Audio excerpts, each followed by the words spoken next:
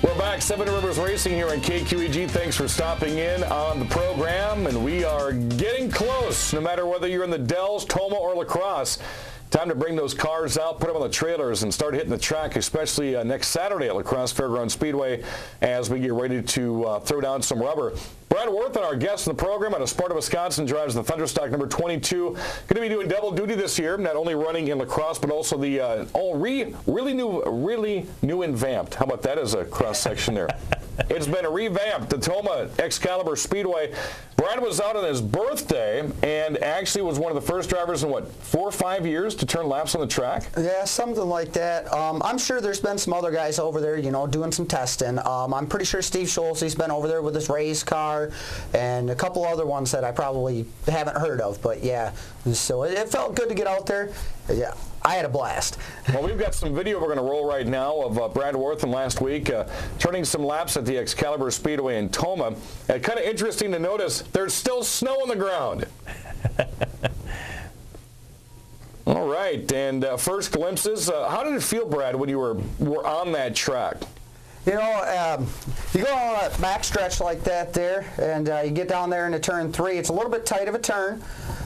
Coming out of turn 4 here, you got a little bit of an embankment. Come down that front straightaway, you gain a lot of speed. And going down there into turn 1, it's nice. It's smooth track. There's not a bump like La Crosse. You get a little bit loose off right there. Scuff the tires up a little bit. But La Crosse is one of those deals that it's a special track, and Tomah's the same way. Now, as we were looking at that video earlier, that you can see portions of the older track on the inside portion, mostly on the curtain as you were going around the corner. So people in the video can see, and we'll show some more video here in a minute, of what the older track was looking like compared to what they have for new now. Yeah, that's right. He did a real good job repaving that track. It's nice. The old track, it was grass growing through it and everything else. So it's nice to see old racetrack like that actually get revamped. Revamped was the word, and we have some more video here of a different camera angle. I want to thank our cameraman Jesse for going out and capturing the Excalibur Speedway. How long ago was it did the repaving occur?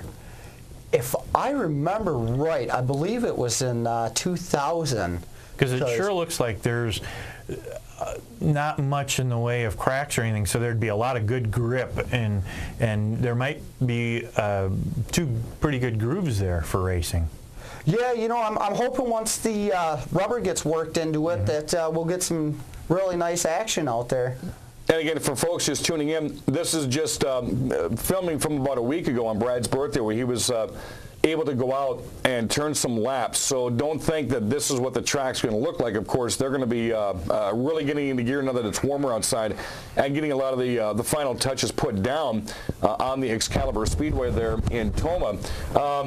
Speed-wise, what did that look like? I mean, for folks that I've never been to the Tomah Speedway, being somewhat new to the area, 5 or 6 years now. Speed-wise, what do you think you can get down the front straightaway at Tomah?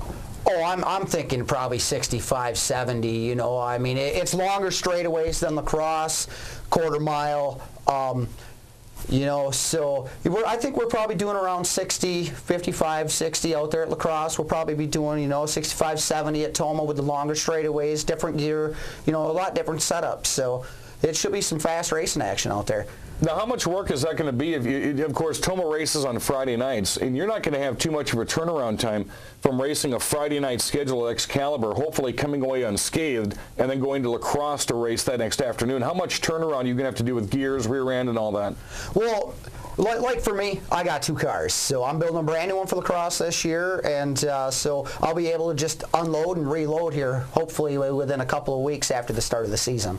And again, Friday night, May 13th is the opening practice. The first race at Excalibur is the 4-cylinder Enduro Cranberry Cruise, and that's going to be coming up Sunday the 15th of May. Your opening night will be Friday the 20th, so you're going to get at least a couple of races in at La Crosse before you hit May. Is that going to be an advantage for you racing at La Crosse this year, knowing that, or at Tomah, knowing that you've got more seat time than maybe some of the newbies do? It's always about seat time, Dan. You guys come from it. You know what it's like. Yep. It's always about seat time. The more seat time you get on that racetrack, the better it's going to be. So One of the neat things I think about Tomah is that it's going to draw drivers not just from La Crosse, but Marshfield, Columbus, Madison, the Dells. What's that like going and driving against a lot of people from different areas that you're not familiar with? Does that make it a little bit tougher when you're going to pass someone?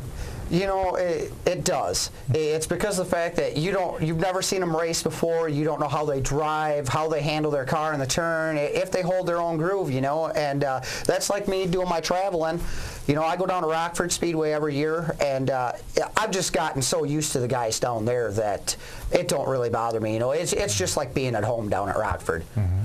Brad Warthan out of Sparta, Wisconsin, joining us. And now you're going to have 2 cars, both 22, both pink and black? No. I'll probably leave the one pink and black, and then the other one is secret. Now, we do want to mention at the La Crosse Fairground Speedway banquet, picked up a couple of nice awards again this year. Yeah. I got best appearing car voted on by the fans. It must have been the pink. I don't know. It was the pink stenciling on the tires that did it. Spent a lot of time on that. What's your favorite candy bar? Snickers. Very good. Very nice.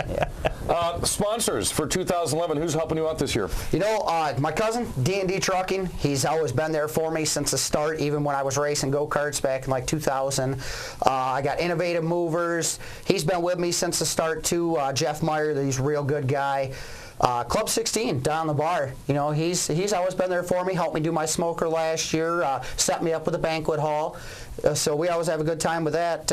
Modern Disposal, Jerry Martell, he's a real nice guy. He's been with me since the start too, so most of my sponsors, you know, they've been right there with me ever since. And then of course I can't forget, and I can't thank enough, you know, Jeff Burrows Racing Engines, great guy. He always there if I have a motor problem, you know, anything like that. Just all-around great guy, and I actually watched him race growing up, so I've known him since I was real small. It's kind of neat when the vicious circle makes its way around. When you watch somebody race for so many years, now you're actually kind of helping and relying on help from an individual like that. So that's really kind of neat when you hear stuff like that. Again, the Excalibur Speedway opening practice is Friday night, May 13th, and April 16th, next weekend, 11 to 3 at the La Crosse Fairground Speedway. It's going to be media day and open practice. I can't wait to get back out. And Al, I hope I don't have to bring out the winter coat. I don't think we will. It's going to be a good day. It's going to be positive. Al's got the website if you've got questions or comments on the program, and maybe a question for Brad Warthan. fansarena.com/7riversracingshow.html, and it will be put on the bottom of the screen as it always is. Alrighty, Brad, I want to thank you for coming in. Brad Warthan. I gave him the name in 2007, and here it is 5 years later, and it's still stuck. We're going to have to get Brad put above that La Crosse Speedway pack one of these days. We can do that.